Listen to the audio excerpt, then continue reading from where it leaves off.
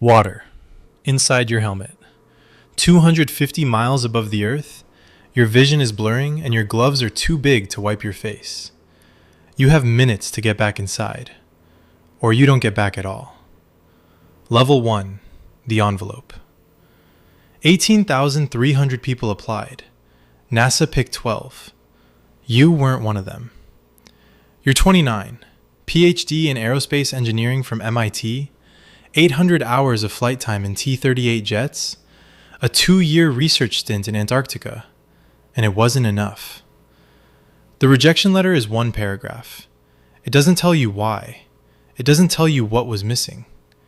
It thanks you for your interest in the astronaut candidate program and wishes you well in your future endeavors. Future endeavors. As if anything else was ever the plan. You could stop here. Most people do. The acceptance rate is 0.065%. Harder to get into than any medical school, any law firm, any special operations unit on the planet. Your friends tell you it's nothing to be ashamed of. Your parents tell you they're proud no matter what.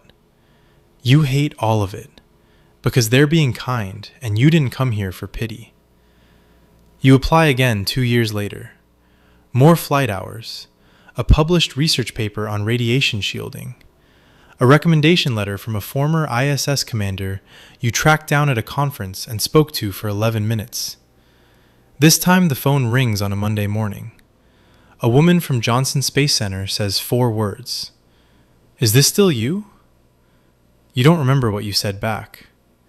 You remember sitting on the kitchen floor afterward, staring at the ceiling, because your legs stopped working and that was the only direction left. You're 31, one of 12. Astronaut candidate. ASCAN. The title that means you haven't done anything yet. Level 2. The pool. 40 feet underwater, in a suit that weighs 300 pounds on land and nothing down here, you learn what space feels like by pretending you're in it. The Neutral Buoyancy Lab at Johnson Space Center is a pool the size of a football field, 200 feet long, 100 feet wide, and deep enough to hold a full-scale replica of the International Space Station. You spend 7 hours in this pool for every 1 hour of scheduled spacewalk. Your fingers prune, then blister, then callus. You lose fingernails. This is normal. Nobody warns you about the fingernails. ASCAN training is 2 years.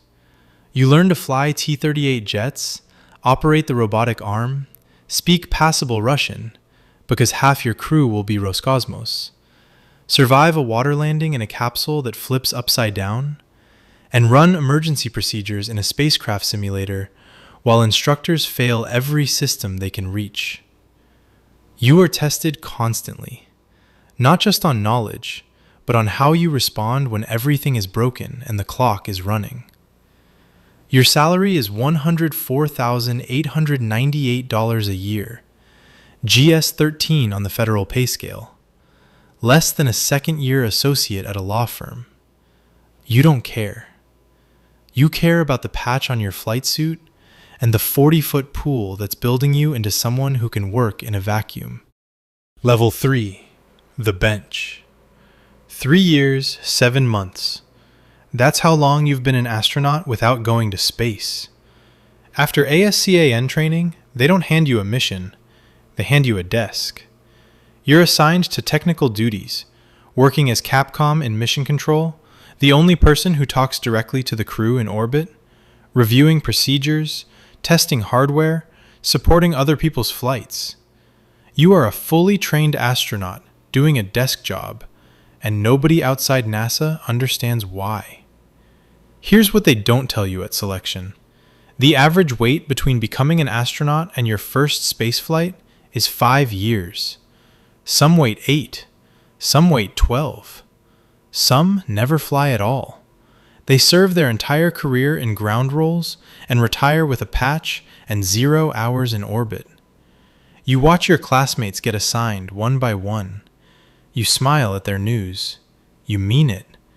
And then you go home and stare at the ceiling again. Your wife took a job in Houston because you said this was the plan. Your daughter was 2 when you got selected. She's 6 now, and she started asking why you never go to space like the people on your office wall. You don't have a good answer. You stay. Because the only thing harder than waiting is knowing you quit when you were this close. Level 4, the manifest. Your name is on the whiteboard. It's a dry erase board in the astronaut office at Building 4, Johnson Space Center, the most important surface in the building. When your name goes up, you're manifested, assigned to a flight. After 4 years of Capcom shifts and hardware reviews and "we'll keep you in mind," your name is finally there. SpaceX Crew 19 to the International Space Station. Launch window, 14 months. You start mission-specific training. You learn every system on the Dragon capsule. You train with your crew. 2 Americans, 1 JAXA astronaut, 1 ESA astronaut from Germany. You run sims for launch aborts, cabin depressurization, ammonia leaks, fire. You are 14 months from space, and you can feel it closing with every procedure review. Then, 7 months in, NASA restructures the rotation. Budget, schedule, international partnership agreements. Your flight slips, then slips again, then folds into a different mission, and the crew is reconfigured. Your name comes off the whiteboard. The chief astronaut calls you into his office. He says he's sorry, and he means it, and it doesn't help. You are 36 years old, and you have spent 5 years training for something that just moved further away. 3 months later, a different crew member gets a medical disqualification. Your phone rings. Can you be ready in 11 months? You've been ready for 5 years. Level 5, the window. The 9 Merlin engines cut off, the second stage separates, and the pen clipped to your checklist lifts off the page and floats in front of your face. You are in space. It takes your brain about 4 seconds to process what your eyes are seeing. The horizon isn't flat. It curves. The blue is deeper than any photograph. The atmosphere is a tissue-thin line of light between the planet and the black, and you could cover it with your thumbnail. Everything every human has ever known, ever built, ever loved exists inside that sliver. You are outside it. You dock with the ISS 6 hours later. The hatch opens and the smell hits you. Antiseptic, warm electronics, and something metallic that nobody can fully explain. Your new home is the size of a 6-bedroom house, traveling at 17,500 miles per hour, 250 miles above the Earth. You will live here for 180 days. Same GS-13 paycheck, no hazard pay, no bonus, no overtime. You are a federal employee orbiting the planet at 5 miles per second, earning exactly what you earned reviewing procedures on the ground. The difference is the window, and it changes everything you thought you understood about everything. Level 6, the leak. Water inside your helmet. You're 4 hours into a 6.5-hour spacewalk, replacing a degraded ammonia pump on the station's truss when you feel it. A thin film of liquid creeping across the back of your neck. In microgravity, water doesn't drip. It clings. It spreads. It moves toward your nose and mouth because surface tension doesn't care about your schedule. Houston sees your heart rate spike on the biomedical feed before you say a word. Station, Houston, we are monitoring elevated biometrics on EV1. You report the water.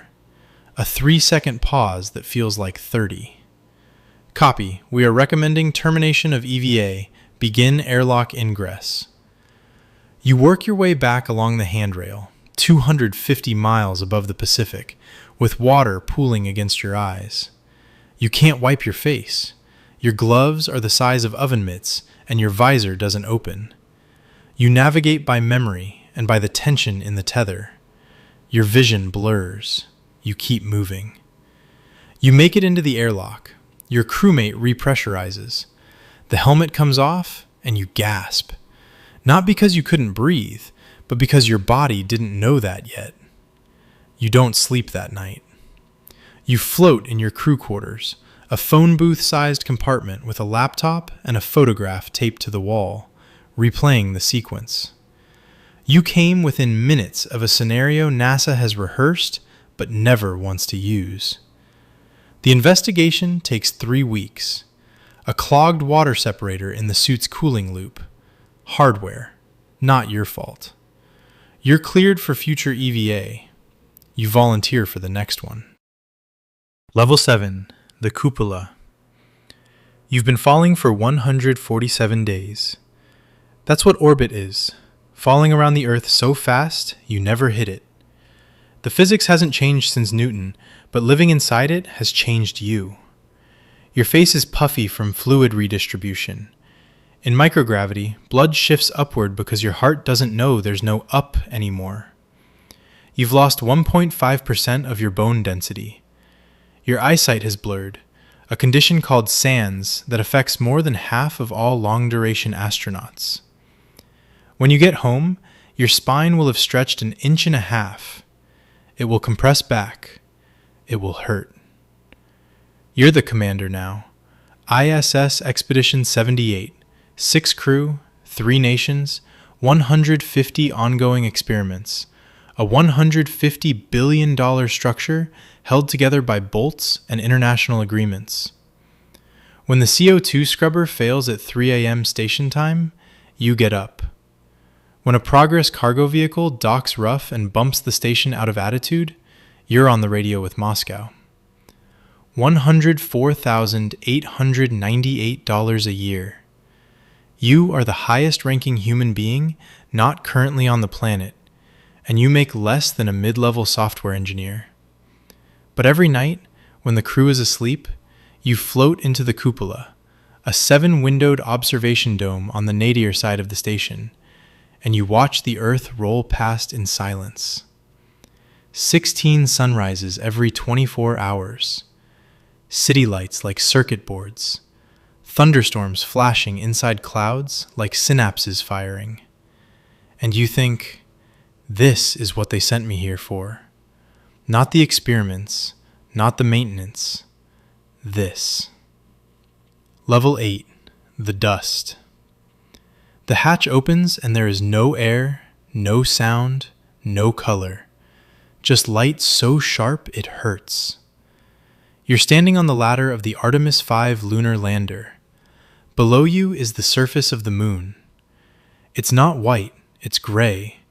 A gray that has no reference point. A gray untouched by rain or wind or life.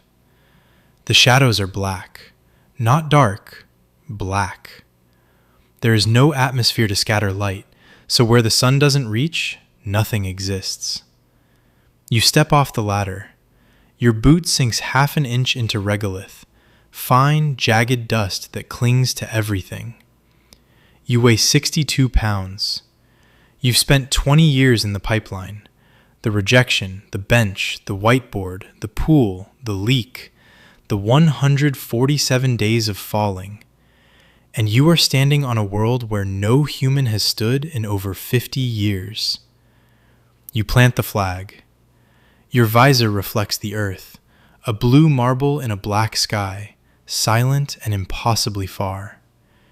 Every person you've ever known is on that dot. Every desk you sat at, every ceiling you stared at, every phone call that changed your life, all of it, right there. You don't say anything historic.